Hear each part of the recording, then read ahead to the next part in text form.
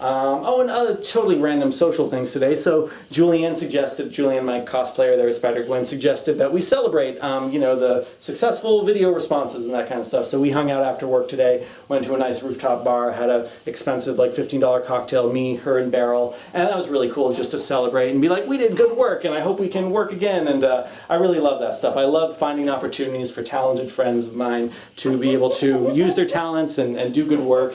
And I feel like this video in particular was a great collaborative effort. Like, I felt like it feels like something that I put out into the world, and it's definitely my vision, but then there are all sorts of people who helped make it happen, and that's a really wonderful feeling. I'm really grateful for that.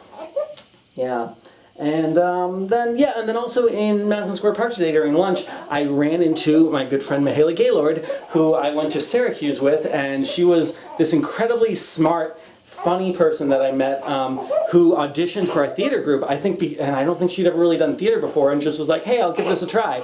And I cast her as one of the leads in Mr. Nice Guy, which is this full-length comedy play about like a D-list celebrity who has these late-night infomercials and has all these crappy products, and she played the wife or the fiance of of a guy who was like Mr. Nice Guy's biggest fan and bought all of his products and refused to notice the fact that his products were getting progressively worse and more dangerous. And so the play starts with a thing called the ab jacker, which is like an exercise device, and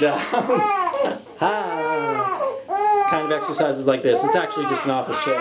And what's his name? Michael. Michael gets hurt. Michael, played by Brandon Stevens, the wonderful Brandon Stevens. And so he gets hurt, and so he decides he's going to go sue Mr. Nice Guy to his face. And so, anyway, Mihaela played the husband, or the wife, or the fiance. I can't remember what I settled on. I think it was fiance. Fiance, I always hated that word. And so they go and try to sue Mr. Nice Guy, and Mr. Nice Guy immediately is like, you're my biggest fan. I don't care about you. You're attractive. I want to be with you. And so he spends most of the play trying to seduce Sybil, Mihaela's character. And she was fantastic. And she had like all of her lines down, took it really seriously, just a really great work ethic.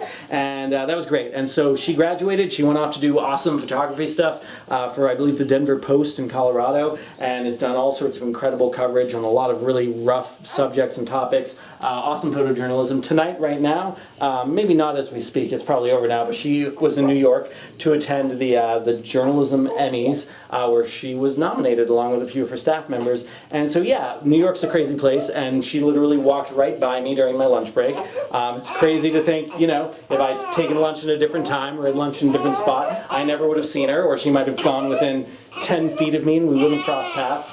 But we did cross paths, and we had a great time talking and catching up and sharing stories and talking about how much we'd love to collaborate again. So I hope that can happen. She's an incredibly smart, talented person.